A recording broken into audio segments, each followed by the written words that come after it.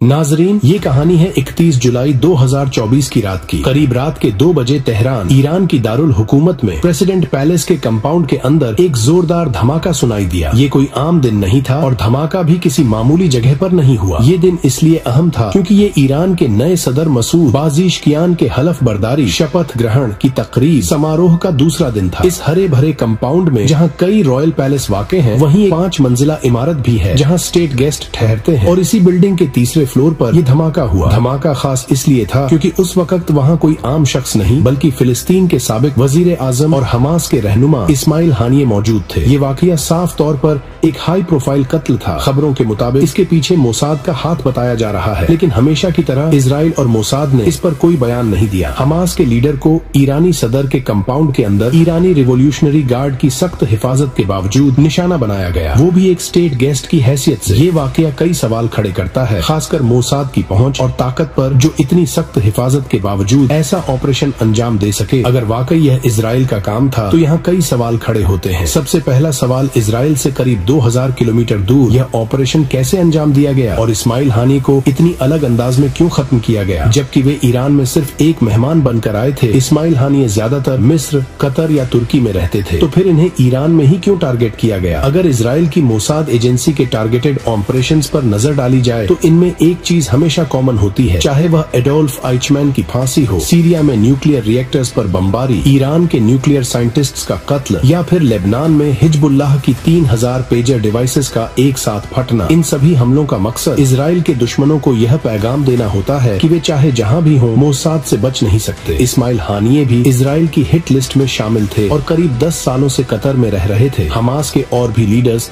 Qatar में आजादी से रहते हैं। मजे की बात यह है कि कतर में इजराइल के सबसे बड़े सहयोगी अमेरिकी सेना भी मौजूद है। वहाँ हमास के लोग छिपकर नहीं रहते, यहाँ तक कि हमास का मुख्यालय भी कतर में है। इस्माइल ने भी कतर में कई साल गुजारे, लेकिन उन पर कभी कोई हमला नहीं हुआ। तो सवाल ये है कि अगर इजराइल ने उन्हें दुश्मन देश ईरान में टारगेट किया तो कतर में क्यों नहीं, जहाँ यह ऑपरेशन शायद ज्यादा आसान होता। ऐसा क्यों हुआ? इसके जवाब के लिए हमें 14 साल पीछे जाना होगा, जब मोसाद से एक बहुत बड़ा ब्लंडर हुआ, एक ऐसा ब्लंडर जिसने मोसाद की साख को काफी नुकसान पहुँचाया। अब हम आपको लिए चलते हैं 2010 की एक ऐसी घटना की ओर जिसने मोसाद की प्रतिष्ठा को चुनौती दी। यह कहानी है हमास के लॉजिस्टिक्स ऑफिसर महमूद अब्दुल रऊफ अल मबूह को खत्म करने के लिए की गई मोसाद की एक ऑपरेशन की। महमूद की ड्यूटी ईरान से हथियार खरीदकर गाजा स्ट्रिप तक पहुंचाने की थी और इजरायली इंटेलिजेंस का मानना था कि महमूद ने अतीत में 2 इजरायली सैनिकों की हत्या की थी। इस ऑपरेशन का नाम रखा गया प्लाज्मा स्क्रीन और इसे दुबई में अंजाम दिया जाना था। इस मिशन में मोसाद के 20 एजेंट्स शामिल थे जिन्हें भेष बदलकर दुबई पहुंचना था, लेकिन समस्या यह थी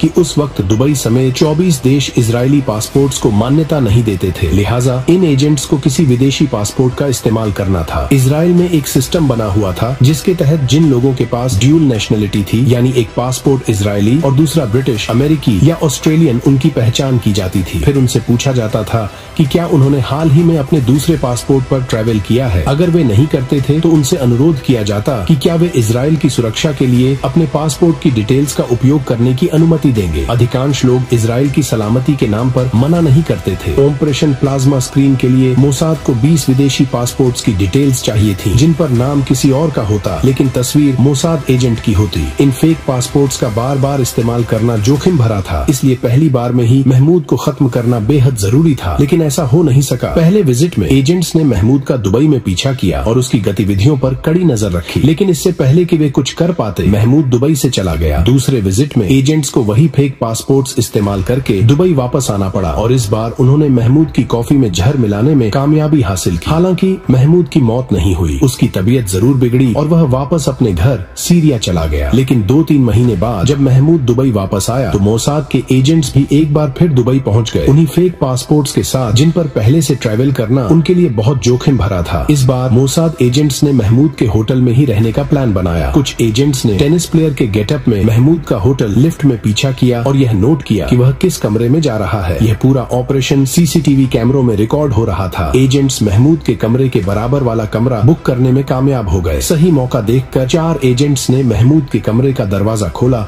और अंदर घात लगाकर बैठ गए। जब महमूद शॉपिंग करके वापस आया तो उसे एक अल्ट्रासोनिक डिवाइस से मार दिया गया। इस डिवाइस की खास बात यह है कि यह बिना सुई या किसी फिजिकल निशान के इंसान का दिल बंद कर सकती है। ऑपरेशन प्लाज्मा स्क्रीन किसी हॉलीवुड मूवी जैसा लगता है, बस एक फर्क था, फिल्मों में एक हैकर साथी बाहर वैन में बैठकर सीसीटीवी फुटेज डिलीट कर देता है, लेकिन इस ऑपरेशन में ऐसा कुछ नहीं हुआ। मोसाद के एजेंट्स की सारी मूवमेंट्स सीसीटीवी कैमरों में रिकॉर्ड हो गई। एजेंट्स ने महमूद को उसके बेड पर इस तरह लिटाया जैसे उसकी मौत प्राकृतिक हो, और फिर सभी तुरंत दुबई से भाग निकले। दुबई पुलिस ने पहले कहा कि महमूद की मौत हार्ट अटैक से हुई है, लेकिन हमास ने दावा किया कि महमूद की हत्या की गई है। जब दुबई पुलिस ने सीवीसी फुटेज और इमिग्रेशन रिकॉर्ड्स की जांच की तो उन्हें पता चला कि यह वही फेक पासपोर्ट्स थे जिन्होंने मोसाद के एजेंट्स को पकड़वा दिया। 20 एजेंट्स ने महमूद के आने के साथ ही दुबई में एंट्री की थी। तीनों बार उनकी एंट्री महमूद की एंट्री से मेल खाती थी। महमूद की मौत के 2 घंटे के भीतर ही सभी एजेंट्स दुबई छोड़कर भाग चुके थे। दुबई पुलिस ने उनके खिलाफ गिरफ्तारी वारंट जारी कर दिए। यह घटना उन लोगों के लिए भी हैरान करने वाली थी